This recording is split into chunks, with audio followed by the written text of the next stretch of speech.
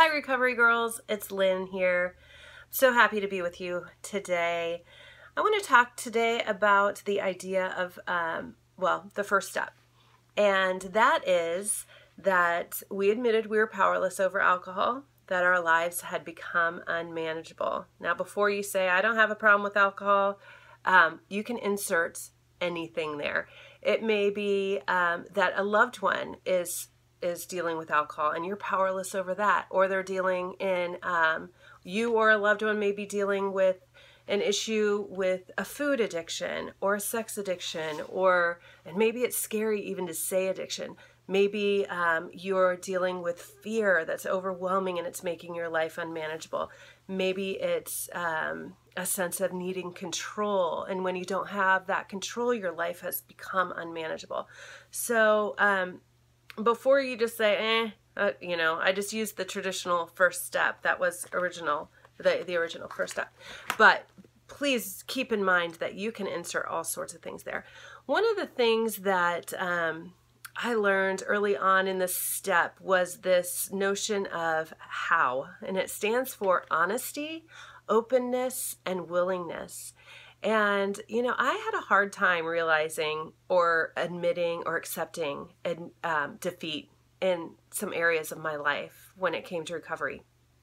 I did not want to admit that I had a problem. I've had loved ones that have had problems. I didn't want to admit that my life had become unmanageable as a result of their problem, because I was always trying to fix things. And so somebody taught me about this HOW, honesty, openness, and willingness. And really it starts with those. Am I willing to be honest, to ask myself some questions about how my life could be affected by these things? I could try as I might, but my behaviors would continue and continue and continue. And every day I was somehow defeated by them. And then I started to notice that I had an openness to learn more about recovery principles and seeing other people and how they were being helped by them. I also then had a willingness to go to a meeting, a willingness to talk to friends. I remember I was in a small group of women that were in recovery, and I tell you what, I did not want to be a part of that club.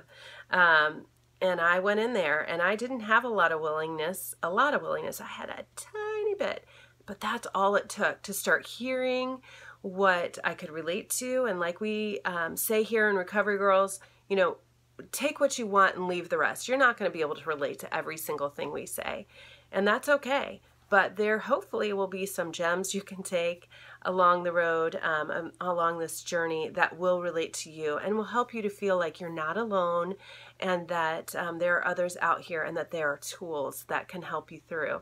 And then there's this other idea in the first step about acceptance, and that, my friends, has been huge, a huge thing for me.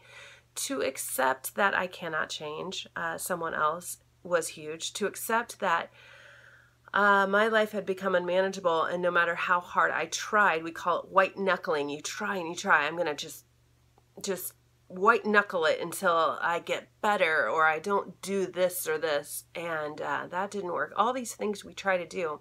Once I accepted that my life had become unmanageable, it was such a relief. It wasn't a sign of weakness. It's not. In fact, it's a sign of humility to be able to say, I can't do this on my own. I need help.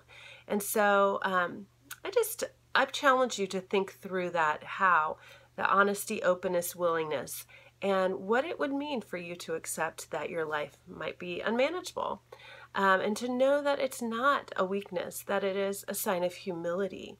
And you need a little bit of humility to get there. So I hope that you will turn your lives and your will over to the care of God, and then watch for the miracles.